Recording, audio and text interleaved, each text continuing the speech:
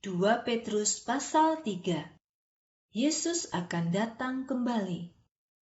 Saudara-saudara yang terkasih, inilah surat kedua yang kutulis untukmu. Aku menulis 2 surat itu untuk membangkitkan pikiranmu yang bersih dengan cara mengingatkanmu. Ingatlah perkataan nabi-nabi kudus pada masa yang lalu. Ingatlah juga perintah Tuhan dan Juru Selamat kita yang Ia sampaikan melalui para rasul. Ketahuilah apa yang akan terjadi pada zaman akhir. Orang-orang akan mengejekmu, dan mereka akan mengikuti keinginan jahat mereka.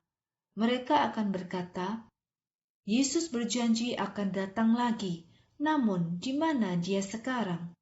Sejak nenek moyang kita mati sampai sekarang, segala sesuatu tetap berjalan seperti ketika dunia diciptakan.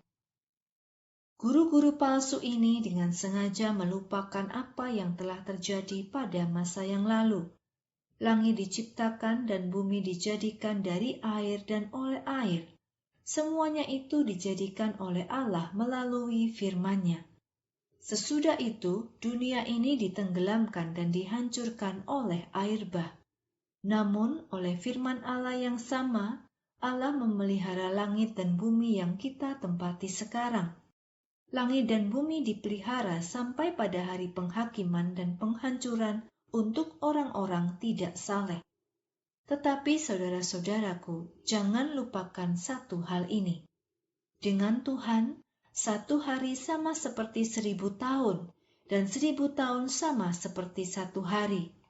Tuhan tidak terlambat untuk memenuhi janjinya. Jika ada yang menganggapnya lambat, hal itu karena Ia sabar terhadap kamu. Ia tidak ingin seorang pun mati, karena Ia ingin semua orang bertobat. Hari Tuhan akan datang seperti seorang pencuri pada waktu malam. Langit akan lenyap dengan suara yang sangat keras. Benda-benda langit akan dihancurkan oleh api, dan bumi dengan segala isinya akan dibakar habis. Karena segala sesuatu akan dihancurkan dengan cara seperti itu, bagaimana kamu akan terhindar? Kamu harus betul-betul hidup suci dan saleh. Kamu seharusnya menantikan dengan semangat hari Allah yang akan segera tiba. Karena ketika hari itu datang, langit akan dihancurkan dengan api, dan segala benda-benda langit akan meleleh dalam panas. Tetapi sesuai dengan janji Allah, kita menanti-nantikan langit dan bumi yang baru, tempat orang-orang benar akan tinggal.